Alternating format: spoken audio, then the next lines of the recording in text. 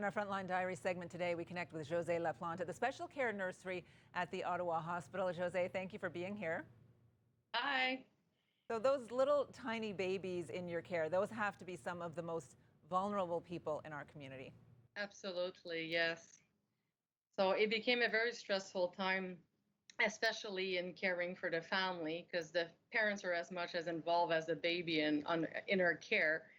So when COVID was really starting at its peak, we had to do a lot of modifications of how we would let the parents in and how our policies and procedures would work.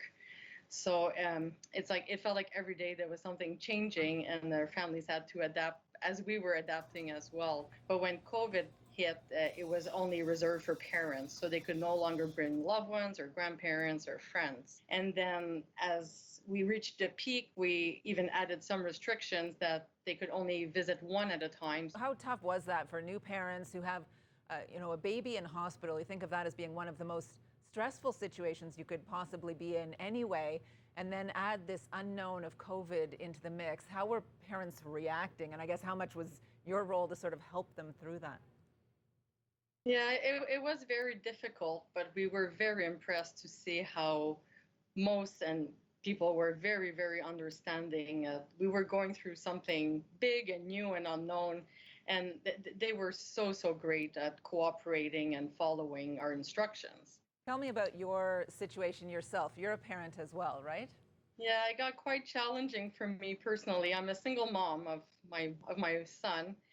And when COVID hit and the daycares closed, that the only family members that could really help me was my parents. And my son suffers from asthma as well. So with the fear of the unknown and just everything that was changing so quickly, we made the decision near the end of March that my son would go live with my parents until things settled down in the hospital or that the number of cases went down. So we were separated for 7 weeks. So it was quite challenging. So he was living with your parents for 7 weeks and you weren't seeing him at all, your little 4-year-old.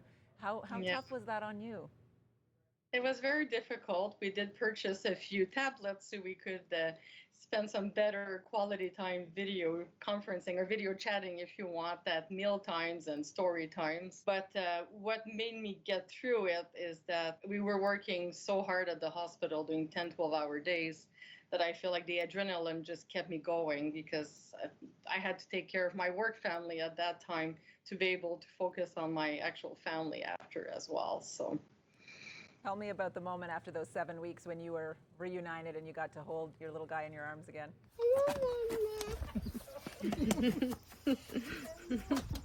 Oh, it was the best day of my life, I think. Maybe after giving birth to him, it was the best day of my life. Yeah, I feel teary just thinking about it, but we got to spend 2 weeks. I took 2 weeks vacation, so we got to spend a lot of quality time after that. So it was a very good moment for sure.